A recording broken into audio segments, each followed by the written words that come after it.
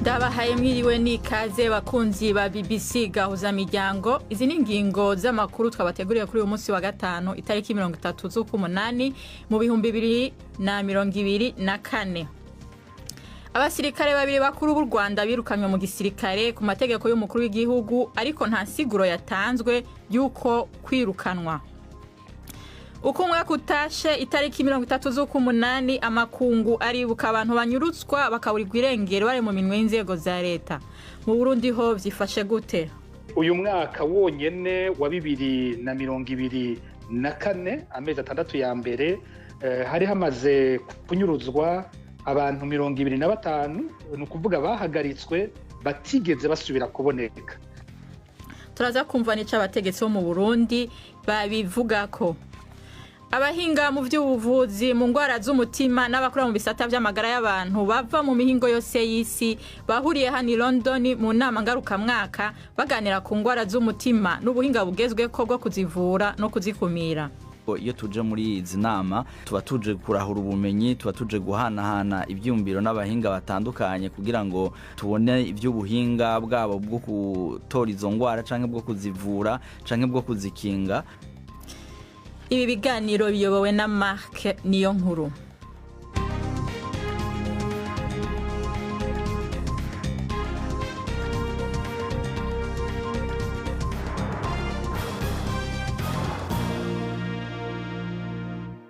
Idonido y'ivyo vyose ni mukanya Jacques nitegereje kutumenyesha amakuru avugwa ku isi.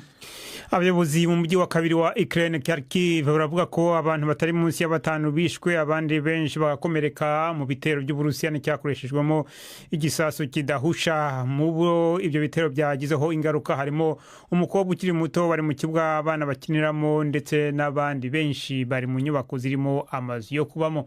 Amashusho ya video yavuye aho byabereye yerekana amagorofa yo hejuru muri izo nyubako agurumana kandi avamo umwotsi mwinshi w'umukara, mu gihe ubufasha bwarimo guhabwa abagabo babiri bavaga amaraso, umukecuru ndetse n'umwana. Mbere y'ibyo abantu babiri byavuzwe ko bishwe, abandi 8 barakomereka mu kindi gitero cy'Uburusiya cyagabwe mu mujyi wa Sumi. Perezida Zelensky yavuze ko igitero cy'Kharkiv cyashoboraga gukumirwa iyo igihugu cye kiba cyaremerewe gukoresha imbere mu Burusiya intwaro gihabwa n'ibihugu byo mu burengerazuba bw'isi. Umutwe witwara gisirikare wo mu Burusiya woherejwe muri Burkina Faso uravuga ko wavanyeyo zimwe mu ngabo zawo nyuma y'iminsi mike abarwanyi bagendera ku matwara akaze y'idini ya Islam bagabye igitero kiri muri bimwe byahitanye abantu benshi muri iki gihugu.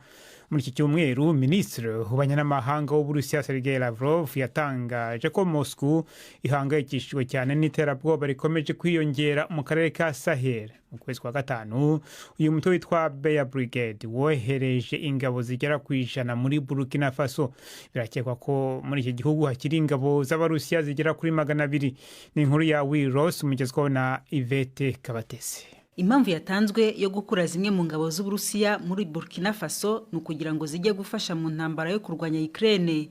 Mu gihe ibitero by'intagondwa bikomeje kwiyongera muri Burkina Faso, gutaha kwizi ngabo gushobora kuba inkuru mbi ku muyobozi w'umusirikare Captain Ibrahim Traoré yafashe ubutegetsi mu myaka 2 ishize, yizeza gushyira iherezo ku kibazo cy'umutekano, atabaza Uburusiya ngo bumufashe nyuma yo gucana umubano n'Ubufaransa. Ariko ntibyoroshye, bamwe mu Barusiya basa n'abari muri icyo gihugu kugira ngo barinde umutekano wa Traoré ndetse ashobore no kuguma ku butegetsi. Mu mpera z'icyumweru gishize abarwanyi ba Kisilamu bishe nibura abasirikare n'abaturage 300 mu majyaruguru y'igihugu. Umutekano muke mu karere ka Sahel uragenda wiyongera.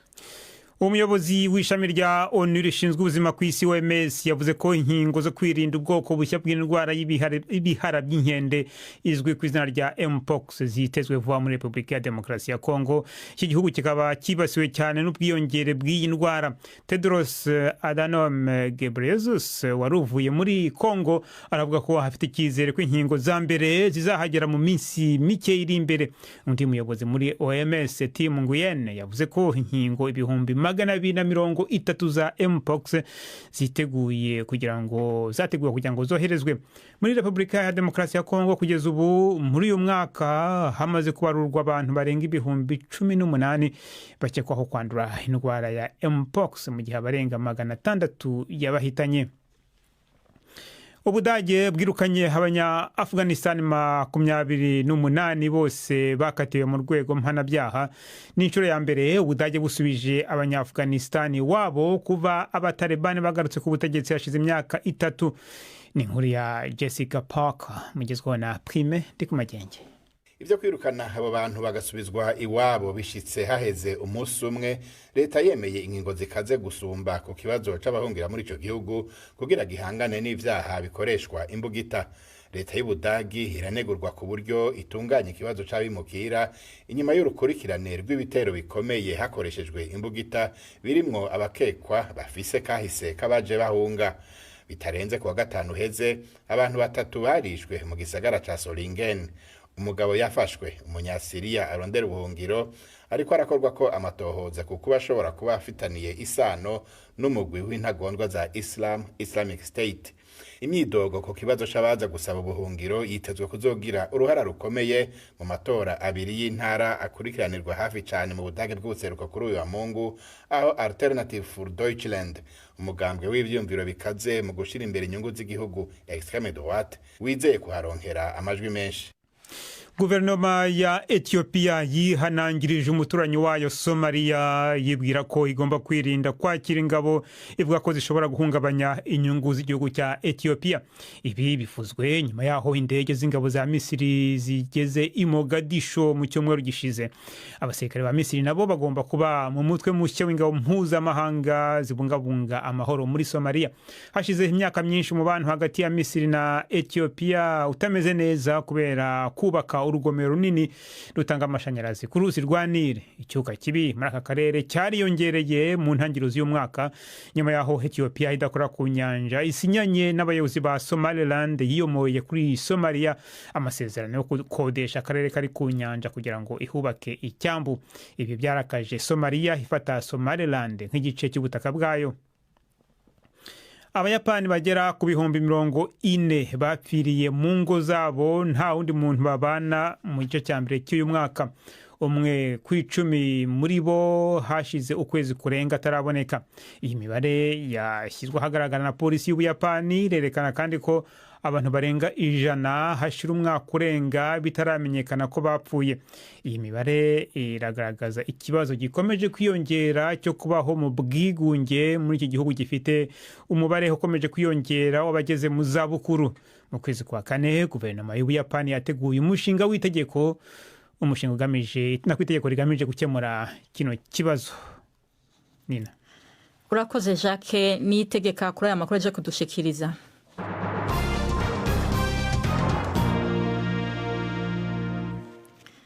Amakuru yacu yo mu karere tuyahere mu Rwanda. Abasirikare 2 bakuru b'u Rwanda bari mu barenga 200 birukanywe mu gisirikare ku mabwirizwa y'umukuru w'igihugu, cyakora nta mpamvu yatanzwe kuri uko kwirukanwa. General Major Martin Zaramba wari uherutse gusoza igihe cye nk'umusirikare uri mu kazi ka buri munsi na Colonel Etienne Uwimana wari inzobere mu gukoresha ibyuma byo kwa muganga nibo birukanwe. Itangazo rigufi ry'ubuyobozi bw'ingabo z'u Rwanda ntiryavuze icyo aba bombi bazize, cyakora birashoboka ko yaba ari imyitwarire mibi cyangwa andi makosa akomeye kuko ari byo byirukanisha umusirikare. Iri tangazo rivuga ko Perezida Kagame yirukanye n'abandi basirikare bakabakaba 200 b'amapete atandukanye, cyakora nta mpamvu y'ibyo iratangazwa.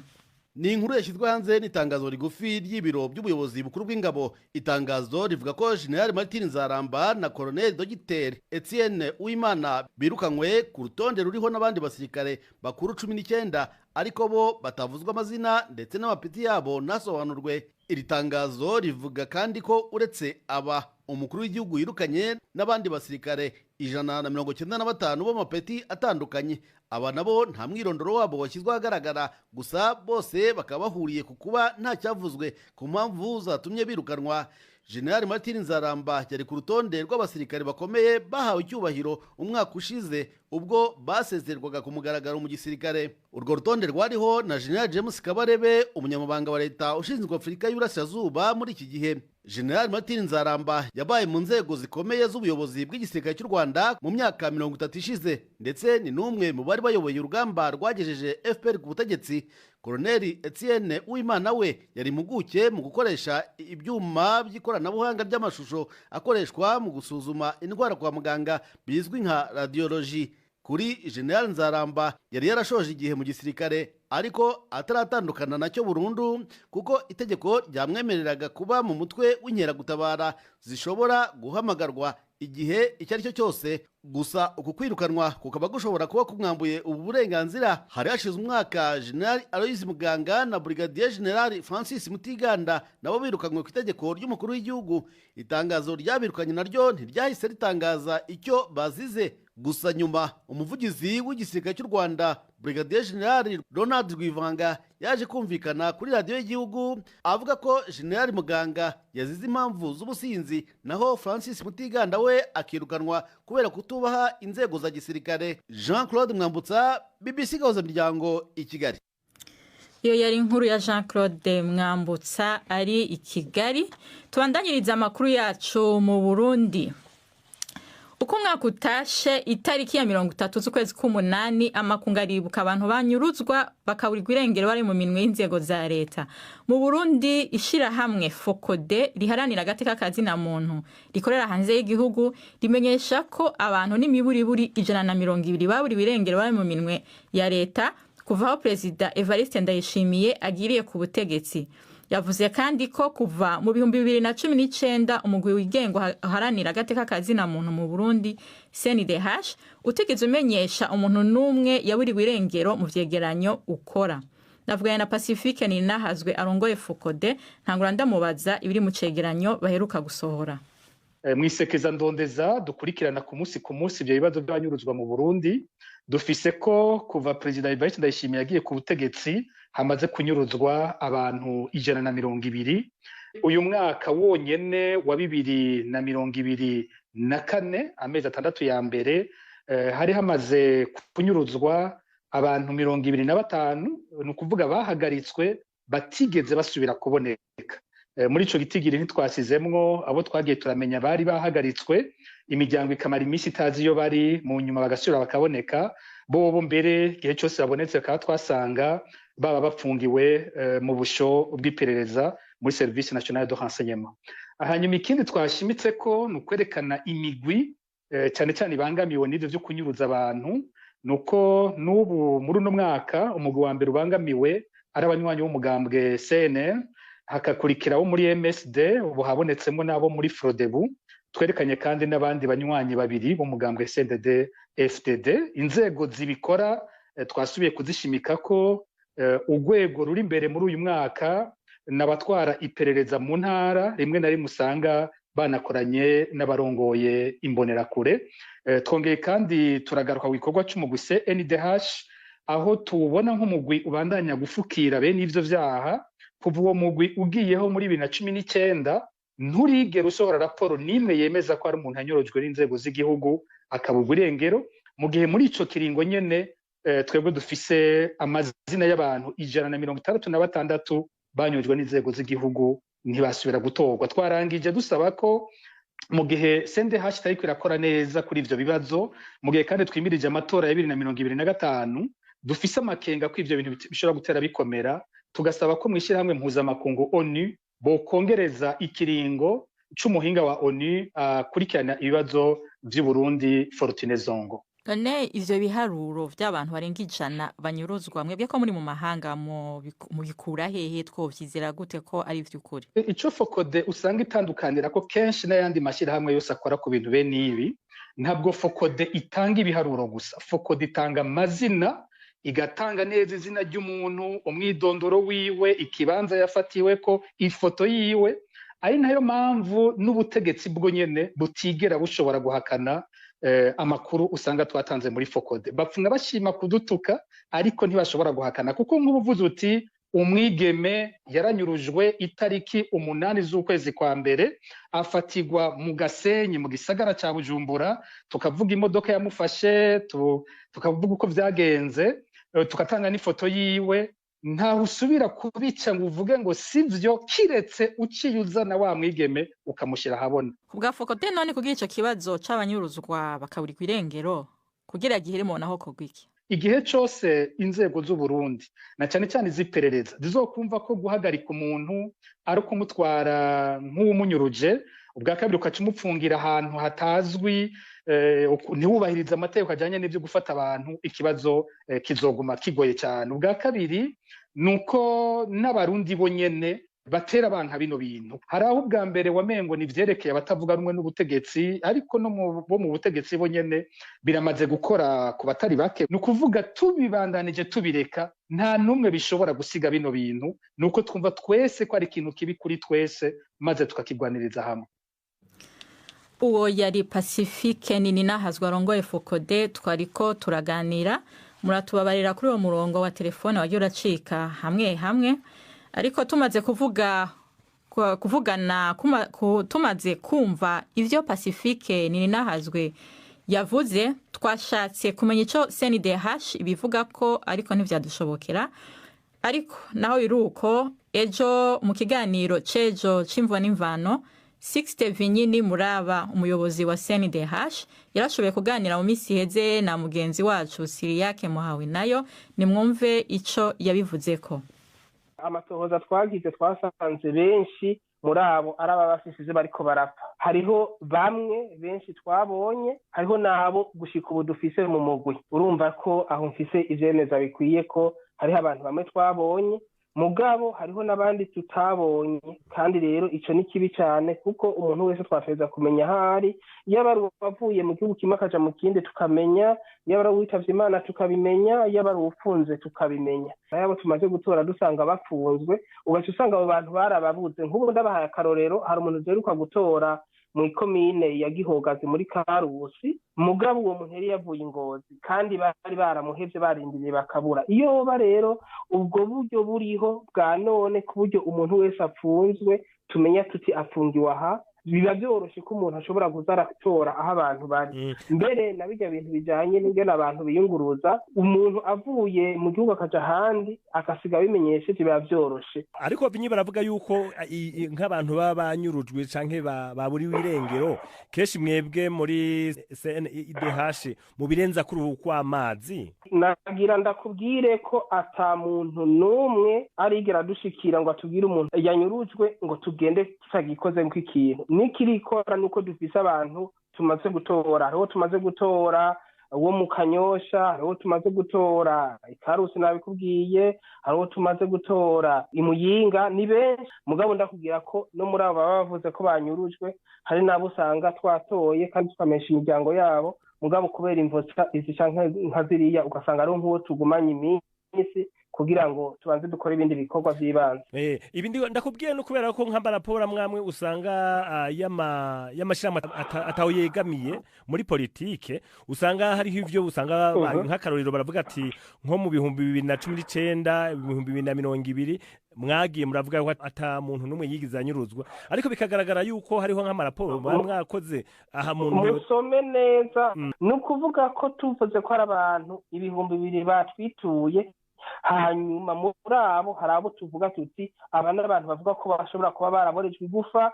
aba n'abantu bashobora kuba baranyurujwe. Mugabo muri abo twashoboye gutora naka. Nk'ubu no kubwira ko duheruka kugira igikorwa cyitohoza ku bantu banyurujwe, kandi twatoye abantu batari munsi ya 6. Ivyo rero nivyo kwitondera, kuko bo abantu batanze raporo avuga ati naka yabuze, nta numwe afata umwanya wo kubanza kwicara ngo arondere hanyuma tubwire tuti muri bamwe twari twavuga babuze naka twaramutoye. Nagira ndakumenyesha rero ko twebwe dufise ibiharuro, ku buryo nitwatanga raporo z'amategeko yacu ngene avuga.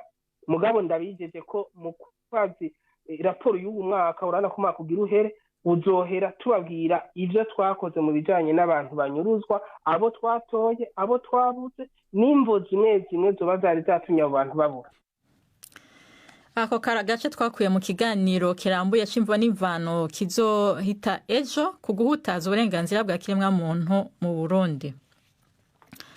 Ubu ni 11:45 muri studio za BBC London, ni 11:50 nyene mu karere k'ibiyaga bigari. Amakuru yacu arabandanya inyuma y'akaruhuko gato.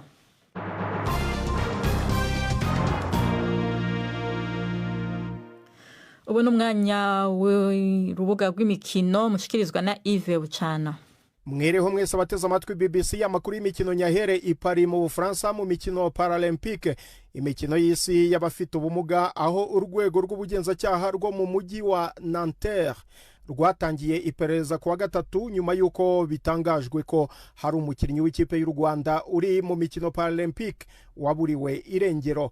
Mu itangazo ry'abashinzwe iby'amacumbi yo mu gace ka Courbevoie aho ikipe y'u Rwanda yari icumbitse, rivuga ko byamaze kumenyeshwa inzego zibishinzwe ibijyanye n'iperereza ku muntu waburiwe irengero ku buryo buteye inkeke. Polisi yo mu Bufaransa yavuze ko tariki 20 z'uku kwezi mu masaha ya saa moya z'umugoroba aribwo uyu mukinnyi Bazubagira Claudine uzwi nka Gugu ngo yavuye mu gace ka Courbevoie aho ikipe yari icumbitse yerekeza muri restaurant birangira atagarutse.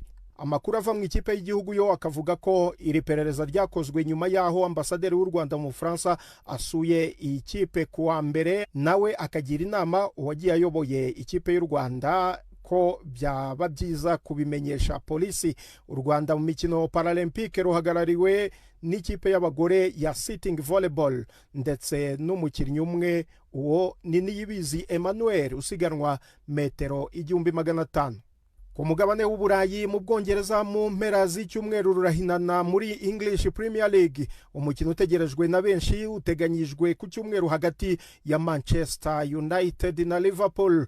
Ibindi reka tubibwirwe na Prudence Ngyumva. Ni ku nshuro ya mbere abatoza babiri b'Abahorandi bazaba bacakiraniye muri Premier League kuva Gus Hiddink watozaga Chelsea yatsinze Ronald Koeman wa Southampton 2-1 muri shampiyona ya 2016.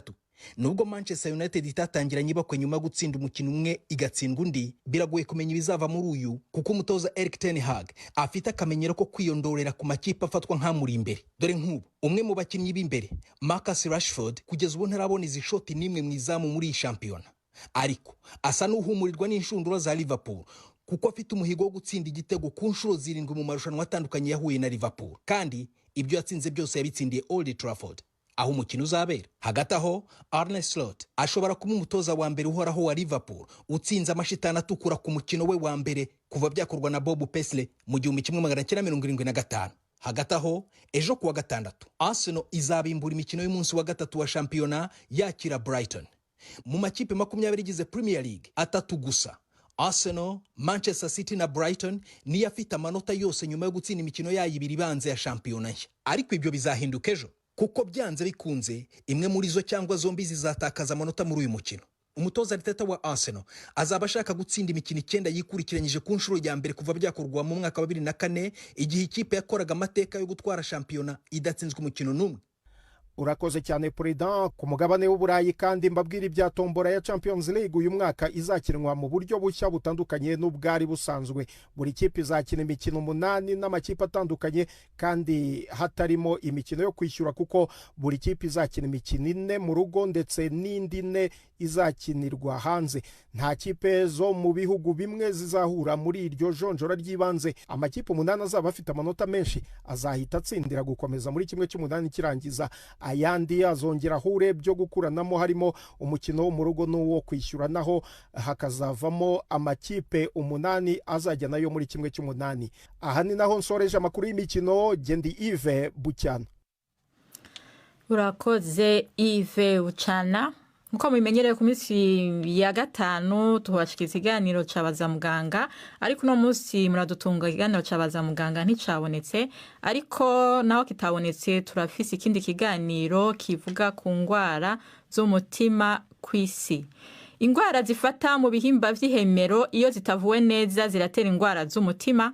Kubw'ivyo abahinga mu ngwara z'umutima n'abakora mu bisata vy'amagara y'abantu baba mu mihingo yose y'isi bahuriye mu nama ngarukamwaka i London ku mugwa mukuru w'Ubwongereza baganira ku kungene izo ngwara zifashe mu bihugu baturukamwo no guhanahana ivyiyumviro ku buhinga bugezweko bwo kuzivura no kuzikumira. Muganga Frank Nziza umuhinga mu vy'amagara y'abantu wo mu Burundi yari mu bitabiye iyo nama yatugendeye hano muri studio za BBC London atangura kumbarira icamuzanye muri iyi nama izohera ku munsi wa mbere w'indwiza. Twaje mu nama ngahi Londres ni nama yatunganijwe n'ishirahamwe mpuzamakungu ryitwa European Society of Cardiology. Ni ishirahamwe mpuzamakungu riba rihurikiyemwo abaganga banonosoye ibyo kuvura umutima n'imitsi eka ndetse novuga ngo n'abandi bari muri ico gisata no kuvuga ngo hano vuga abantu nk'abatwebwe tuba turi mu bintu byo twanonosoye iby'intungamagara bimwe bita public health, haba harimwo abaforoma, haba harimwo abanonosoye ibijanye na bimwe byo kugorora imitsi bita physiotherapy n'ibindi. Iyo nama rero kaba ihuriramwo abantu ibihumbi vyinshi baje kuvugana ibijanye n'izo ngwara. Nk'umuganga mu Burundi yatumiwe muri iyo nama, ibiganiro mwagiranye ejo n'inama yatangura mwaganiye ibiki bizofasha iki abarundi bagwaye izo ngwara z'umutima canke igisata c'ubuganga? Ejo vyari nk'ibikorwa novuga ngo vyibanze nk'ubu nk'ejo byo twariko turavugana ko wari umugwi w'abahinga novuga ngo bahuriye ni ingwara yitwa atrial fibrillation, no kuvuga ngo ni ingwara y'ugutera nabi k'umutima. Nk'ubu mfatiye nko mu bice vy'iwacu vya Afrika ni ingwara kenshi usanga yaturutse ku bintu bita cardiopathy rheumatismale, nayo muri bijya bihugu byinshi ukunda gusanga yatewe novuga kenshi ni ingwara zo mu muhogo, niko novuga zimwe bita pharyngite ziba zatewe n'imigera y'amabakteri bita streptococcus zitaba zavuwe neza, ari nazo kenshi zivamwo zigatera izo ngwara z'umutima ziganahava zituma no kuvuga ngo umuntu asinzikara kubera umutima hava ntugende ngutere neza mu nyuma. None muri izo nama mwebwe musabiki? Mfatiye mu gihugu cacu c'u Burundi no kuvuga ngo iyo tuje muri izi nama tuba tuje kurahura ubumenyi, tuba tuje guhanahana ivyumviro n'abahinga batandukanye kugira ngo tubone ivy'ubuhinga bwabo bwo gutora izo ngwara canke bwo kuzivura canke bwo kuzikinga, kugira ngo tunabifatire ko no kuvuga ngo hashirigweho amapolitike canke ingamba zitandukanye zo kugira ngo dushobore novuga ngo gukingira abanyagihugu izo ngwara. Rero ico nosaba nuko abajejwe gufata ingingo bubifatira ko dufatiye kuri ubu buhinga abandi babagezeho. Ingwara nk'izo none mu Burundi zirabaho, ziravugwa, hariho uburyo bwo kubavura? Izo ngwara zirahari kuko dufatiye nko ku ngwara ya hypertension imwe bita ingwara y'ivumbuka ry'umurindi w'amaraso, zaba zazindi z'abantu bagira ingorane zo guhagarara umutima. Izo ngwara no kuvuga ngo zirahari, ahubwo nyinshi ntitunazimenya kuko usanga hariho ubuhinga bwo kuzitora tutararonka canke ubuhinga bwo kuzivura binyarutse zitaramara guhitana abantu usanga tudafise. Uno musi rero baza kuganira iki mu nama? Iyo nama novuga ngo ni nk'utunama duto tuba dufatanye bimwe bita workshops. Ugasanga rero hariho nk'umuco umwe bariko baraba ivyo guhagarara umutima, undi muce bariko baraba ibijanye no gukinga izo ngwara, undi muce bariko baraba ibijanye n'izo ngwara z'umutima n'imitsi ku bantu basanzwe bagendana izindi ngwara nk'umugera wa sida canke basanzwe bafise cancer. Abandi bariko bavuga ubuhinga bwa none, murabona yuko hari ubuhinga bwa none bwinshi baburiko buraza, bibari novuga ngo ibintu vyinshi hamwe. Nka twebwe tuba tuvuye nko mu Burundi, uraraba ibiba vyegeranye n'ingorane twebwe dufise novuga ngo mu Burundi, akaba ari byo ugenda gukurikirana kugira ngo ushobore kurahura ubumenyi aho bugeze tugende kubukoresha. Uwo yari Dr. Frank Nziza. Amakuru yacu no munsi agarukiye ngaha. Imbere yo kubasezera tubamenyeshe ko mu mpera z'indwi mushobora kubandanya mwumviriza ibiganiro vya BBC Gahuza Miryango. Kuwa gatandatu murumva ikiganiro c'imvo n'imvano, ku munsi w'Imana mukumva ibiganiro bibiri vy'urunana twabashikirije. Aya makuru yarayobowe na Mark Niyonkuru, jewe nayabashikirije ndi Nina. Ubuhinga bw'ivyuma twafashijwe na Susan Lennon. Mugira ijoro ryiza mwese, murakoze.